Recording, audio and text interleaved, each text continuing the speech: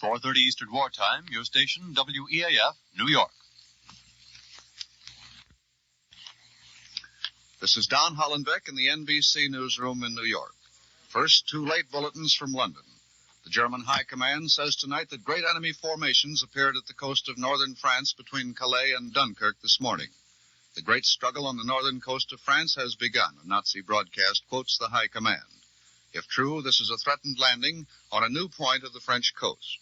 The German DNB news agency reports tonight that Marshal Karl von Rundstedt and Marshal Erwin Rommel, Nazi commanders in Western Europe, are on the spot of the developments. Reports on invasion are pouring in, mostly from the enemy in recent minutes, and the enemy is busy making admissions. Admissions that our troops are pouring ashore at many places along the Normandy coast. A German broadcast says Allied parachutists have now taken over an airfield in the Boulogne-Calais area along the Dover Strait. That, of course, would be in an entirely new section of the French coast, more than 50 miles up from the earlier announced invasion area, which stretches all the way from Le Havre to Cherbourg. This new German report places the Allies in action directly across the strait from the cliffs of Dover, which, if true, would mean that the invasion is spreading out over a wide area. This unconfirmed news from the enemy says our parachute troops not only have occupied an aerodrome in the Calais area, but they have gained what is termed a foothold in that general area.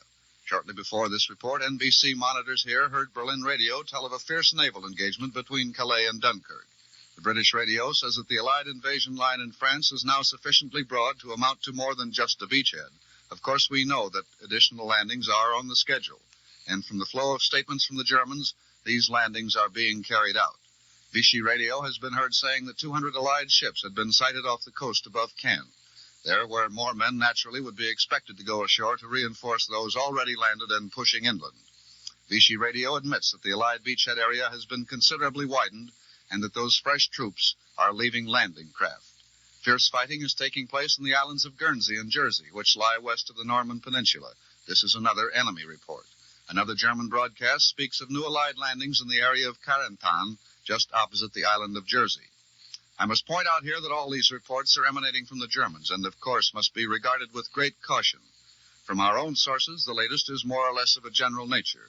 General Montgomery, commanding the armies invading France, who sent his men into battle with the message bespeaking great confidence and ending traditionally with the Montgomery send-off, good luck and good hunting. Montgomery says he's pleased with the initial phase of the operations.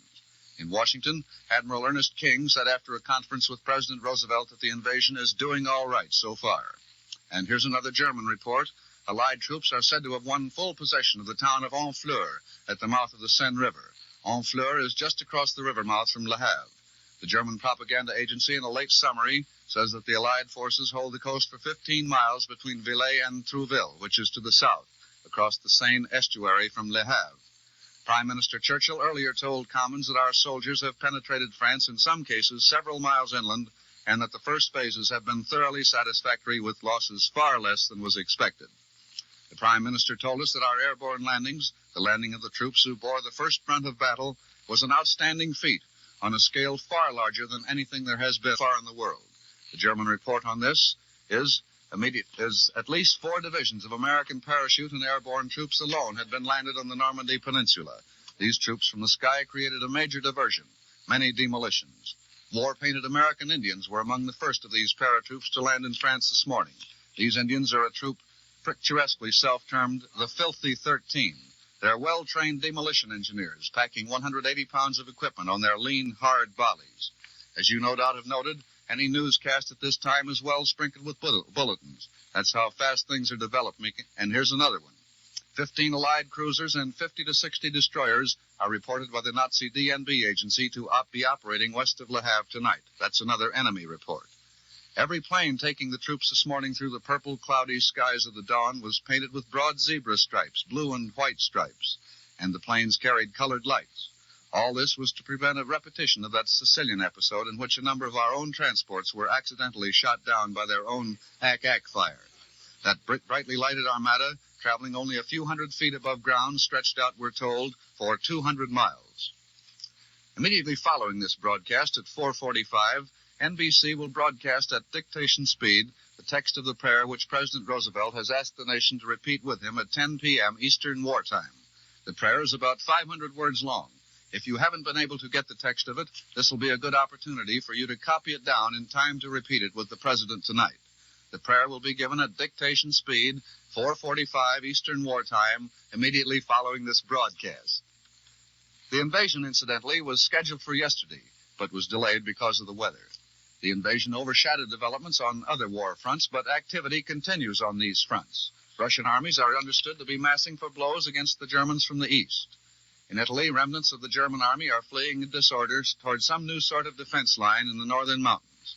The Fifth Army is pouring after the enemy across the Tiber River in many places. Allied communiques say the battle to destroy the enemy continues without pause. And as a footnote to this assault from the west, the south, and soon from the east, Premier Pietro Badoglio announces in Naples that he has dissolved his Italian government, is forming a new administration in liberated Rome. One more bulletin from Washington this time. Secretary of War Henry L. Stimson has just told newsmen that first reports of the Allied landings in France indicated the long-awaited invasion was going very nicely. And here's a story overheard by our NBC monitors. The Nazis are suppressing news of the progress of the invasion and withholding the facts from the German people. Radio Atlantic, the German secret transmitter, says in a broadcast monitored this afternoon by NBC. What scant news that is put out by the German home radio is very confused and depressing. The people of Berlin have gathered in the streets in whispering knots, wondering where the next blow will fall. They know that nightfall and the hours of darkness now ensuing will mean more landings. Their prime question is, where? The clandestine transmitter, located somewhere in Germany, often has accurate reports of what's going inside the country.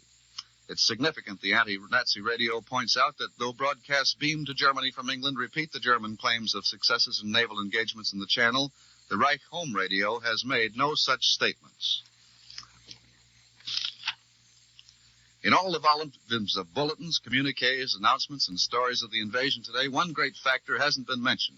It may be that it's too early to get any reports. That factor is the French underground, the silent, secret army of patriots that has dared so much, awaiting this day in which should at this very moment have flamed into action all over France. For days now, General Eisenhower's headquarters has been broadcasting instructions to this underground army, orders as definite and as important as any issued to the Allied troops waiting in England. Just today, General de Gaulle sent them orders from London.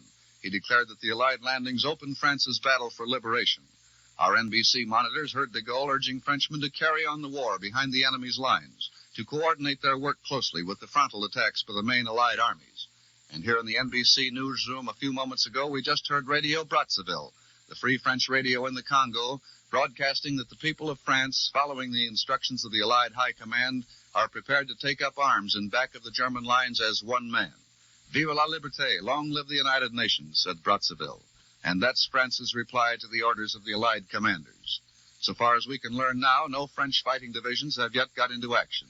It may be, too, that this hasn't been announced, but we may be sure that French troops will be in the van of the March on Paris. Just now, it's up to that hidden army in France to strike where and how it can at the enemy, to follow the orders of their leader de Gaulle and of the Supreme Commander Eisenhower. I know something about this French underground army. In Algiers last winter, I used to meet some of its members who were reporting there for instructions, leaving France at great risk, using false names, crossing the Mediterranean, or sneaking through Spain any way they could, getting their orders and then going back at even greater risk. My French has a good deal of Nebraska about it, but I was able to get the idea of what this underground army was doing, just how important it was to the Allied cause. And I learned enough to wonder sometimes if people at home appreciated that. More, if even the Allied leaders appreciated what these underground patriots were up against. It's one thing to be a soldier with the dignity of a soldier and the assurance that goes with the proud wearing of the uniform, to carry weapons, to march and sail and fly under one's own flag proudly displayed. It's another thing to be a soldier in the dead of night, in the rags and tatters of a charcoal burner in the forest of Compiègne or on the docks of Marseille. He must move silently and swiftly. He must know how to dissemble. He must be able to keep his patriotism, his love of his country under control.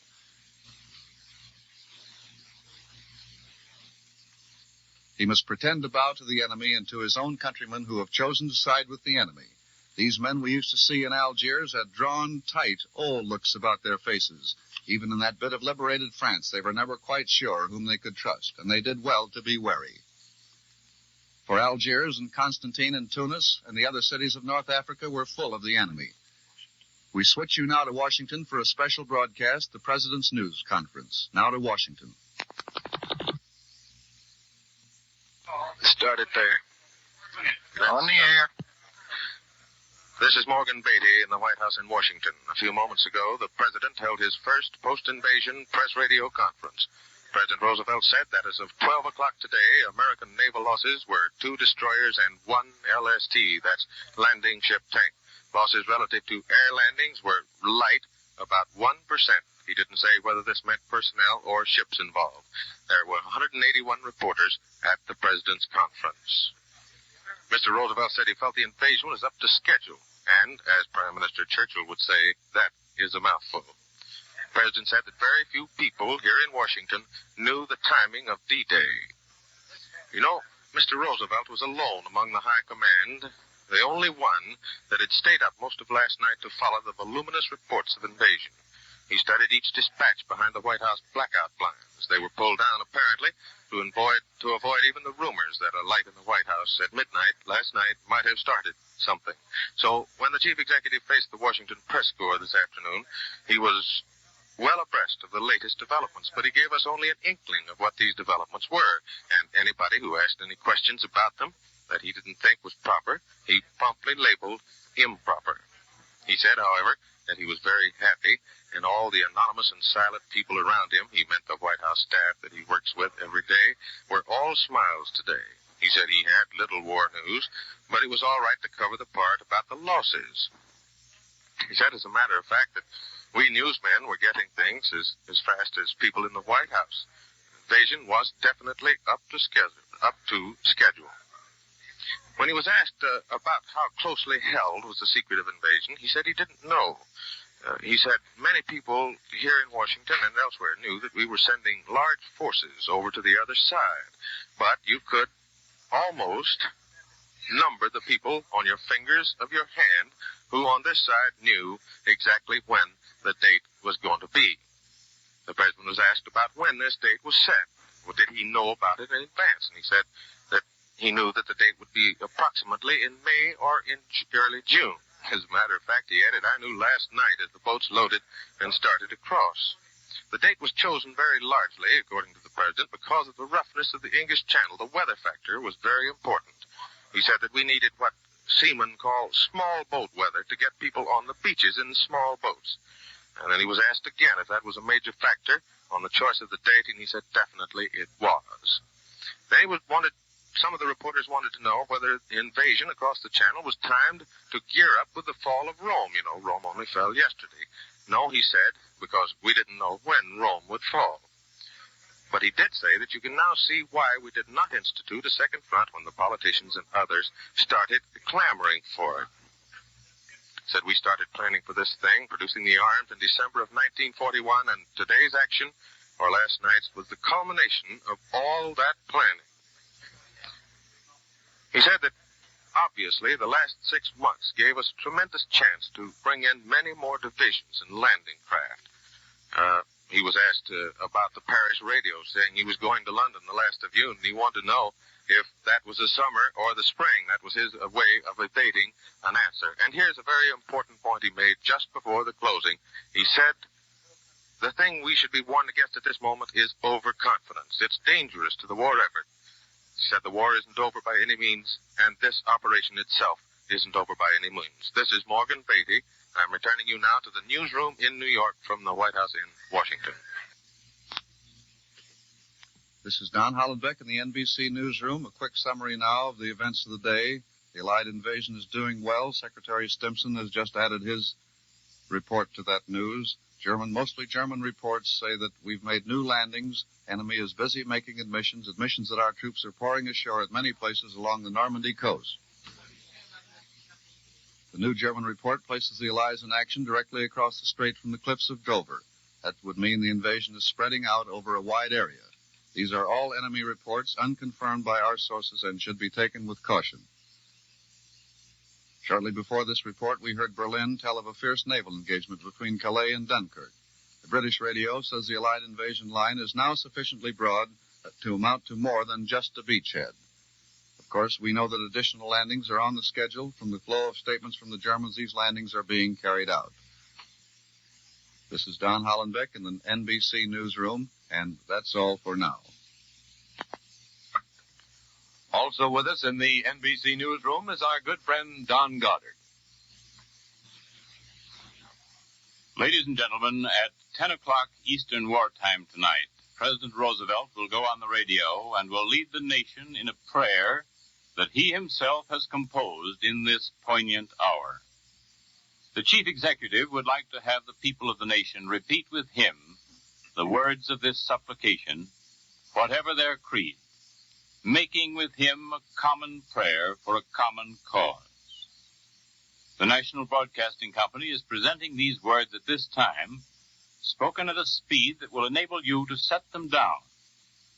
After a 2-minute interlude of music, which will enable you to procure pencil and paper, I will read the President's prayer, the prayer of the President of the United States, the prayer for the cause and the armies of the United Nations.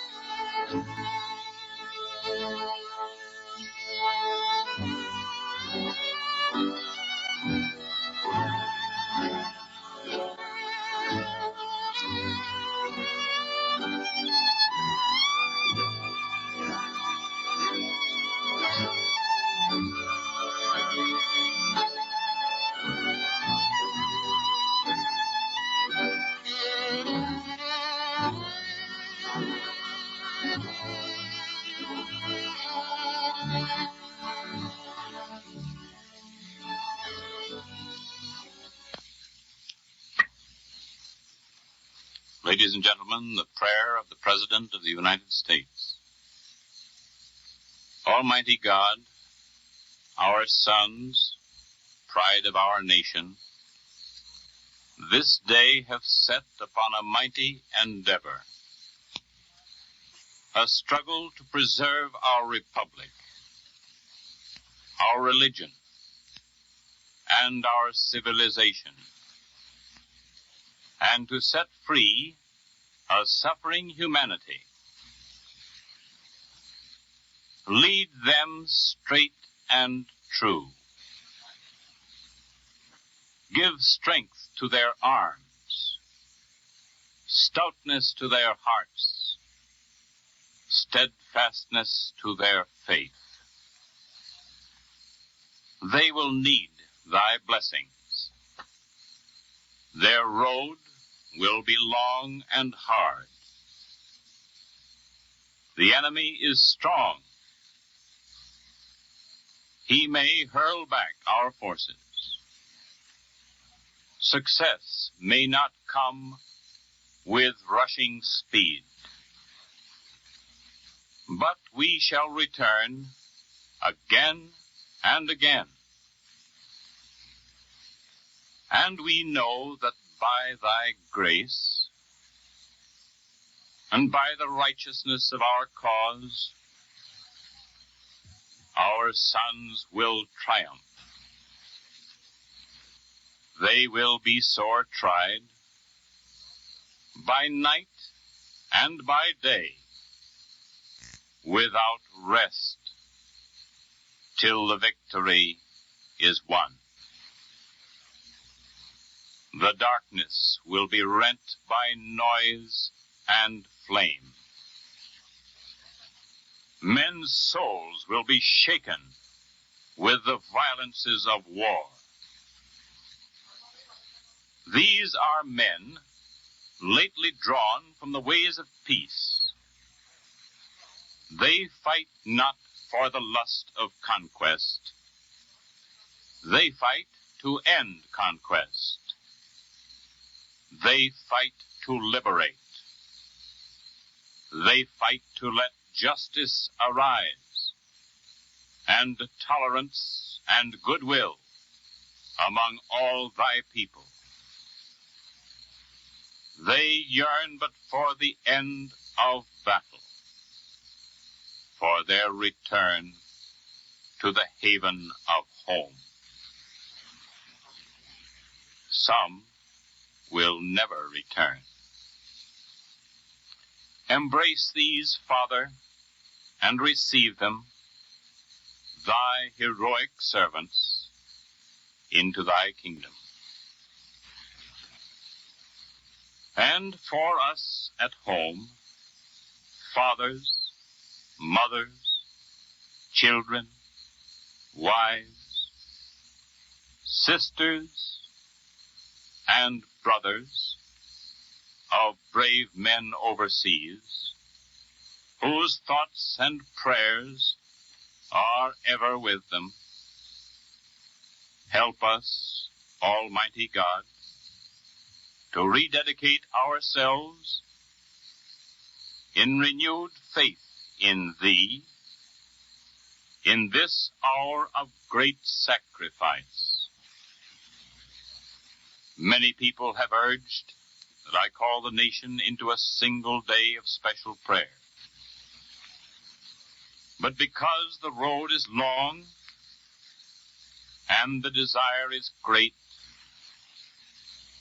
I ask that our people devote themselves in continuance of prayer. As we rise to each new day, and again, when each day is spent, let words of prayer be on our lips, invoking thy help to our efforts. Give us strength, too, strength in our daily tasks, to redouble the contributions we make in the physical and material support of our armed forces. And let our hearts be stout to wait out the long travail, to bear sorrows that may come, to impart our courage unto our sons, wheresoever they may be. And, O Lord, give us faith. Give us faith in Thee, faith in our sons, faith in each other, faith in our united crusade. Let not the keenness of our spirit ever be dulled. Let not the impacts of temporary events, of temporal matters, of but fleeting moment, let not these deter us in our unconquerable purpose. With thy blessing, we shall prevail over the unholy forces of our enemies. Help us to conquer the apostles of greed and racial arrogances. Lead us to the saving of our country, and with our sister nations into a world unity that will spell sure peace, a peace invulnerable to the schemings of unworthy men, and a peace that will let all men live in freedom, reaping the just rewards of their honest toil. Thy will be done, Almighty God. Amen. That is the prayer in which the President of the United States has asked us to join him as he leads us at 10 o'clock this evening over the radio. And now a few news bulletins that have just come in. A bulletin from London. The Nazi-operated Vichy radio reported tonight that compact masses, that's in quotation marks, compact masses of Allied planes are bombing the Calais and Dunkirk regions of the French invasion coast. That's some 125 miles to the east of the landings made at Le Havre this morning. It means that our beachheads are expanding, that we are going to different portions of the coast. Dunkirk, of course, and Calais are nearest to the English coast. The German radio reports that Allied paratroopers have landed just across the channel from England, there in the Boulogne-Calais area. That those paratroopers have occupied an enemy airdrome there. If that is true, and there is no reason to believe the Germans would put out a false report of that nature, it means an Allied invasion thrust directly across the Strait of Dover, 100 miles or more above that Allied beachhead area on the Norman coast. We have no confirmation of any invasion activity in this area from Allied headquarters as yet. But already we are expanding our beachhead there in Normandy. And in Stockholm they're saying that Denmark has said today that German troops in the protectorate there have been ordered on an invasion alert since early this morning. And General Sir Bernard Montgomery says he is pleased with the initial phases of the invasion operations. General Montgomery heads the Allied armies taking part in the landings, as you know. Montgomery was quite happy, as he told newsmen today, that he'd given his officers a 5-point recipe for victory just before the invasion began. The 5-point recipe for victory, Montgomery said, was this: 1, Allied solidarity; 2, offensive eagerness; 3, enthusiasm; 4, confidence; and 5, all-out effort. That's General Montgomery's 5-point recipe for victory. And in Washington, Secretary of War Stimson, with smiles on his face, told the newsmen that first reports of the Allied landings in France indicated the long-awaited invasion was going very nicely. He's the second Washington official today to say that. Admiral King, chief of our navies, and a member of President Roosevelt's strategic board, said that when he left the president this morning. And we learn now that the Nazis are suppressing news of the progress of the invasion and withholding the facts from the German people. Radio Atlantic, which is a German secret transmitter, charged in a broadcast monitored this afternoon by NBC that the German propaganda machine was letting only a trickle of news out to the German people. What scant news is put out by the German home radio is very confused and depressing, and the people of Berlin have gathered in the streets in whispering knots, wondering where the next blow will fall. They know that by nightfall and the hours of darkness now ensuing will mean more landings. Where, they ask. Their prime question is where.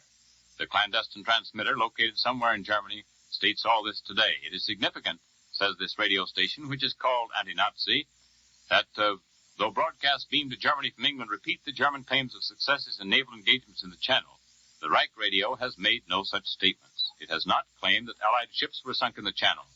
The German radio, people know only too well the deplorable state of their fleet. They recall the sober statement of a high Nazi naval official that they are up against the strongest fleets in the world. And in Washington, Henri Opinot, the delegate of the French Committee of National Liberation, says that French divisions soon will participate in the Battle of France and that French shock troops will help to open the road to Paris, the road from Le Havre, we suppose. Side by side with American and British divisions, French divisions armed with the magnificent material given to them by the United States soon will participate in the battle. French soldiers will fight tomorrow as they have fought in Africa and in Italy, where by the side of the Allies they opened the road to Rome. Tomorrow they will open the road to Paris. And Prime Minister Winston Churchill received today this congratulatory message from Premier Stalin of Russia of the Allied liberation of Rome. He said, "I congratulate you on the great victory of the Allied Anglo-American forces in the taking of Rome." This news has been greeted in the Soviet Union with great satisfaction. Those are the words of Premier Stalin. And the Berlin radio reports tonight that big air battles have developed over Romania today between Nazi fighters and bombers of the Allied Mediterranean Air Force. Soon we may expect the Russians to be on the push there. This news is brought to you from the NBC newsroom in New York by your commentator, Don Goddard. This is the National Broadcasting Company.